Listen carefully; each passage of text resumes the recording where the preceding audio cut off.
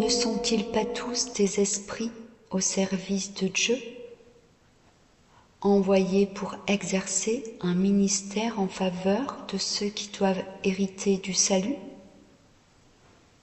Hébreux 1, 14. Il existe un monde que l'on ne voit pas, et pourtant, il est là. Invisible à l'œil, mais perceptible par l'âme. Un monde peuplé d'esprit, de force, de présence, que Dieu a créé pour un but: servir son dessein, accompagner l'humanité, veiller, avertir, parfois même combattre. La Bible ne nie pas ce monde, elle l'évoque, elle l'explique.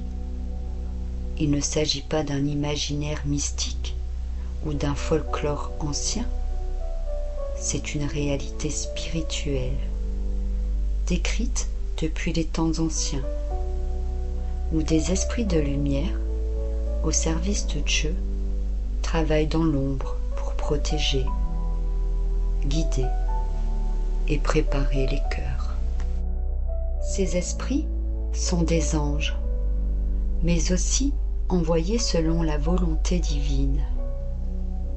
Ils ne sont ni à adorer, ni à craindre, mais à reconnaître comme les messagers qu'ils sont. Car ils ne parlent pas d'eux-mêmes, ils sont porteurs de lumière, mais pas la lumière. Ils œuvrent pour celui qui est la vraie lumière, Dieu. Le danger n'est pas dans leur présence, il est dans l'oubli de leur source. Car tous les esprits ne viennent pas de Dieu, et c'est là que le discernement devient essentiel. Dans un monde où les apparences séduisent, où la lumière peut être travestie, Dieu nous invite à ne pas tout croire, mais à tout remettre à lui. Certains ressentent des présences, entendent des souffles, voient des signes. Mais qu'en est-il de la source? Est-ce la paix qui en découle? Est-ce l'humilité? L'amour? Ou bien la peur, la confusion, la fascination sans bruit? Car les esprits de Dieu portent du fruit. Le fruit de l'esprit est paix, joie, douceur, vérité. Ne laisse pas ton cœur s'attacher à ce qui brille dans l'ombre. Cherche ce qui rayonne dans la lumière. L'Esprit de Dieu ne se cache pas. Il parle à ton cœur avec délicatesse. Il te rappelle l'amour du Père. Il te conduit à la vérité. Il t'élève sans jamais te dominer. Parfois, nous ne comprenons pas ce que nous ressentons. Nous avons des pressentiments, des rêves, des intuitions. Mais ce n'est pas l'expérience qui est une preuve.